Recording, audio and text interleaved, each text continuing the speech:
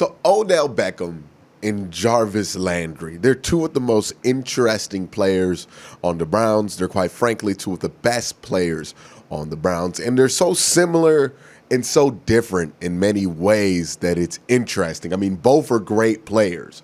Both are, I think, all-pro caliber wide receivers.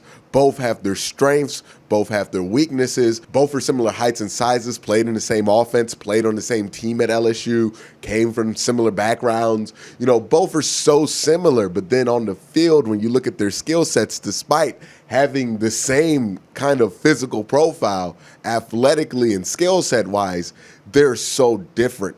And complementary at the end of the day. But what I wanted to do is there's a lot of debate because Jarvis had a better year in 2019 than Odell did. Both were injured. Both had to get surgery at the end of the season. So it was a pretty even barometer, and Jarvis did outperform Odell Beckham this year, which is had some asking the question, not in disrespect to Odell. I think this conversation comes with the understanding that Odell is a great wide receiver, but some are asking if Jarvis is a better wide receiver than Odell, or is Odell still better than Jarvis Landry? So what I want to do is take a look at that debate, break it down, and talk about it. So what we're going to do is we're going to split this up into 5 different sections. We're going to talk about production, the raw production, the raw numbers each player gets, athleticism, the raw athleticism that they have and how they use their athletic profiles, durability, how available they are, value, how much worth are you getting out of their current deal right now, and is it worth it? And then fit, how well do their skill sets fit the current situation that they are in. We're going to use those 5 categories to judge. Obviously, it's 5. It's not an even number, so there has to be a winner. So let's jump into the first category. Now, on the surface, you would think that the conversation about production with these two, that it would be heavily leaning towards Odell Beckham, who has had bigger, more fantastic individual seasons. But the one thing about Odell is that Odell hasn't played the amount of games and been as available as Jarvis Landry has. So it's actually a lot more competitive than you would think. Both entered the league, obviously, in the same draft class. Odell was a first-round pick, Jarvis a second-round pick. Both have identical yak averages. To say that both are spectacular after the catch. Both have over 6,000 career yards, which is spectacular. Both were on the same team last year. And here's where you can make the argument for Jarvis Landry. Both were on the same team in the same exact offense with the same quarterback last season. And in that situation, Jarvis Landry did outdo Odell Beckham in almost every major statistical category you can count for a wide receiver. So we're talking receptions, targets, touchdowns, and yards. He outperformed Odell. I think they were both 14 on the yards per reception, so pretty good number there, quite frankly, for both. This was, I think, Jarvis's best season as far as receiving yards goes in his NFL career when they were both on the same team. That is a compelling argument for Jarvis Landry, that when they both had these same circumstances and the same offense, Jarvis did outperform Odell. And we can throw injury in there for Odell, but Jarvis also had to have hip surgery. So they were both banged up by the end of the season.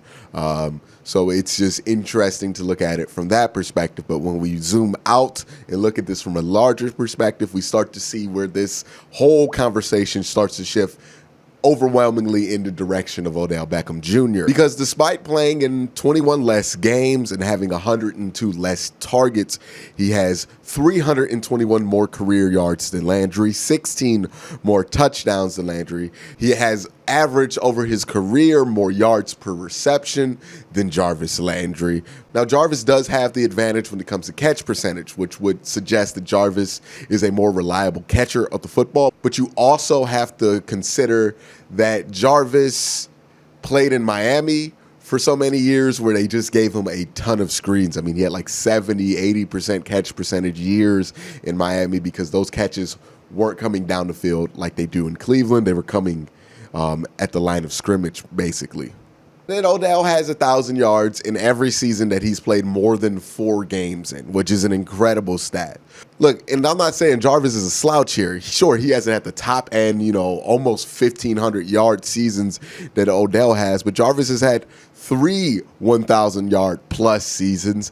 And then he also had 2 seasons where he came within 30 yards of breaking 1,000 yards. We're talking like 3 or 4 extra receptions. He has the same amount of 1,000 yard years, but again, the ceiling is much higher for Odell Beckham when it comes to raw production. And that's why you have to give the edge to Odell in this. Jarvis is a reliable producer, but he cannot give you that silly, ridiculous, kind of over-the-top production that Odell is capable of giving you at times. And Odell has done more with, quite frankly, less targets, less receptions. And those are the things that are going to put him over the top when it comes to productivity. Now, again, neither is a slouch in this area, but if you watch any of them play, you would know that they have their strengths in very different areas, but they also have a lot of similarities that get them compared a lot. Both have elite hands in body control, absolutely supreme hands in body control, quite frankly. Both are special after the catch. Both do things athletically to just leave you dumbfounded. Jarvis Landry has done this with so many catches in his acrobatics. Odell has done this. They are both extremely capable of doing amazing things on the football field because of their athleticism and their skill. But when we talk about raw athleticism and the things that go into SMART scores, Odell's always going to have the edge because he's a faster athlete. He runs a 4.440 compared to Jarvis's 4.65. He jumps higher with the 38.5 vert compared to Jarvis's 31.5. Jarvis is stronger, and it shows in his play style with higher bench press numbers. And if you watched him, again, you would know that Jarvis is a lot more physical and a lot more feisty than Odell. Not to say that Odell's not willing to get in there, but Jarvis is just more successful than Odell when he does that. So while Jarvis does put up a good fight in this athleticism category, I think I have to give the edge to Odell here because Odell is a much better athlete when you look at just the raw athletic numbers. Even though they're both seemingly capable of similar things, Odell's ability to be a top-of-the-line deep threat does put him over Jarvis Landry when it comes to athleticism. Now, this is where Odell's going to start to run into some issues. Odell has played 2 full seasons, 2016 and 2019. And for 2019, he was hurt the entire year. He just played through it. He has missed 4 or more games 3 times, 2014, 17, and 18. He also just had core muscle surgery in the offseason. So when it comes to durability, there is a little bit of a question mark. I wouldn't call him injury prone, right? Because he has played in 80% of the games he has had in his career. It's just that when you compare him to somebody like Jarvis Landry, who has never missed a single game, it's kind of unfair. Jarvis has played 16 games his entire career at the very least. And that's especially amazing, right? When you look at how Jarvis is used compared to Odell. Odell doesn't really get thrown in the mix as much as Jarvis does. But if you look at the routes that they had Jarvis run in Miami, there were a lot of screens, a lot of getting hit right on contact, or a lot of running straight up the middle, which is still what Jarvis does very well. He's very good up the seam, and he's very good up the middle. So Jarvis does get hit a ton. He plays a more physical style. He's just durable. He just has that durability gene inside of him. He's built like a tank. This dude does not get hurt or significantly injured, and I hope that does continue. But when it comes to Jarvis Landry and his durability, he is clearly unmatched. This is an interesting one, right? Because you'll hear people say that Jarvis and Odell are overpaid a lot. But then if you really look at the contracts and you look at what other guys are getting, they're not overpaid in the slightest. You can make the argument that both are underpaid, especially if Odell has a Odell-type season next year.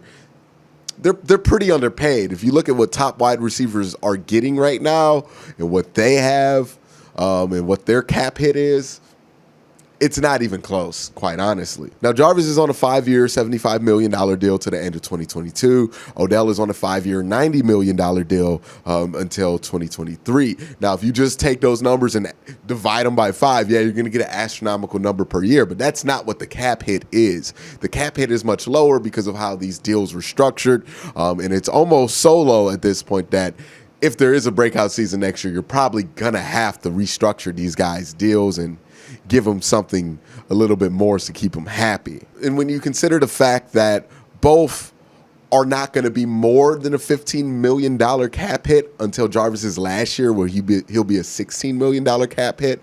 But for the bulk of their deal, they're going to be, $12, $13 million cap hits, not excessive cap hits. And then you look around the league and see that the top receivers in the league, Michael Thomas, Julio Jones, Amari Cooper, those guys are all $20 million plus cap hits on their own. Some of them come close to the $30 million cap hit the Browns take for both Odell and Jarvis, just for one player. So when you look at that, it's hard to argue that either of these players are overpaid. I don't want to make that argument. I'm not saying that anybody is overpaid here. What I am going to say is that Jarvis has been a better value for his current deal, despite it being similar numbers. And that's just because Odell hasn't been as available in the 2 years that he signed that deal than Jarvis Landry has. Jarvis Landry has been there every game. He's gotten more yards, more production, same amount of touchdowns. He's more reliable. He's more durable. He's been more valuable when it comes to his contract. Now, Odell can have one monster season next year that he's capable of and completely flip that script. But as of right now, I would say that Jarvis and his contract has been a lot more valuable for the Browns than Odell's has. Now, that can change at any minute. That can change by the end of next season. But as of right now, in the 2020 offseason, Jarvis Landry is a better value, slightly, than Odell Beckham. Now, fit is a hard one to talk about definitively because we've only seen them both in the same offense for 1 year, and then they're not going to be in that offense anymore. Also, we don't know what this offense is going to be. We have an ideal of what it's going to be. And if you even look at the last 2 years of Minnesota, it differs wildly from what type of receiver benefits. There's a year where Adam Thielen, who more resembles Jarvis Landry, had a monster year and Stephon Diggs didn't. And then last year, Stephon Diggs got 1,000 yards while Adam Thielen was injured and had less than, I think, 600 yards. So it differs wildly. So you can't get a fair comparison from those kind of examples to see who's going to be a better fit. So I think in order to get an ideal of who's going to be a better fit here, you do have to look at Baker Mayfield and see who fits better with Baker Mayfield and Baker's current play style as it stands right now. And I actually do think Jarvis Landry is a better fit with Baker Mayfield at this point in his career. Let me make that clear. At this point in his career. Down the line, Odell's probably going to be a better fit because once Baker starts to stay more disciplined in the pocket, starts to air it out a little bit more like he is more than capable of doing, Odell is definitely going to benefit from that. But for right now, Jarvis plays the style of wide receiver that really helps Baker Mayfield. He has more reliable hands on the intermediate passes. He also has better chemistry. So when Baker breaks a pocket, it's more than likely they're on the same page, and Jarvis is where Baker wants him to be. Also, Jarvis's strength in plus blocking, because that's the thing that gets forgotten. Both Odell and Jarvis are good blockers for wide receivers, but Jarvis is a plus wide receiver blocker, and he's strong, and that makes him a perfect fit for the current offense that the Browns are about to put in with the 2 tight end set, with a lot of play action. This is a guy who can stay on the field every play, can be very dangerous on screens, and is durable enough to be used in that way without you having to worry about if he's going to be able to maintain that throughout the entire season. And again, Odell isn't bad in any of those areas, and his ceiling is much higher than Jarvis Landry's. But as of right now, I would say that Jarvis Landry, he's a better blocker. His skill set fits Baker Mayfield's more. I think he is a better fit for Baker Mayfield than Odell. I don't think Odell is a bad fit, and let me make that clear. I just think Jarvis is a slightly better fit.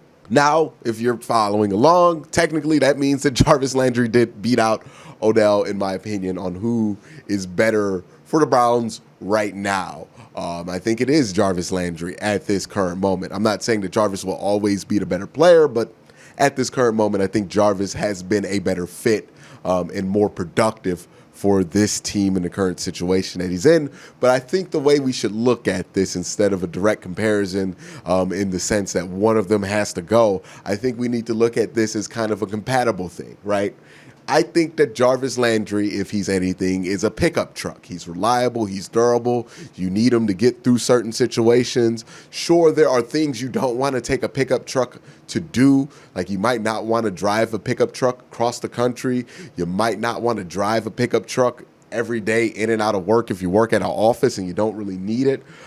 There are things you don't want to use the pickup truck for, but the pickup truck definitely has its uses and its advantages. Then Odell is more of a performance car. More can go wrong with it. It's spent some time in the shop, but when that thing is out there and ready to go, it can do things that the pickup truck can't even dream of doing, right? It can hit speeds that pickup truck can't think of doing. And I think that kind of perfectly spells out the relationship between those two. It's symbiotic. I think their skills help each other because Jarvis is that pickup truck, right? If you just need to get chunks and chunks and move along at a slow pace and just grind it out, Jarvis is there. But if you need something quick, Odell's there too. And I think that is the beauty of the wide receiving core. And once there is chemistry between all three of these guys, I think the ceiling is the roof. But let me know your thoughts down in the comment section below. Let me know who you think's better. Let me know if you think they are a perfect fit like I do. But let me know down in the comment section below. Thank you guys for watching. Have a great day. Have a good night.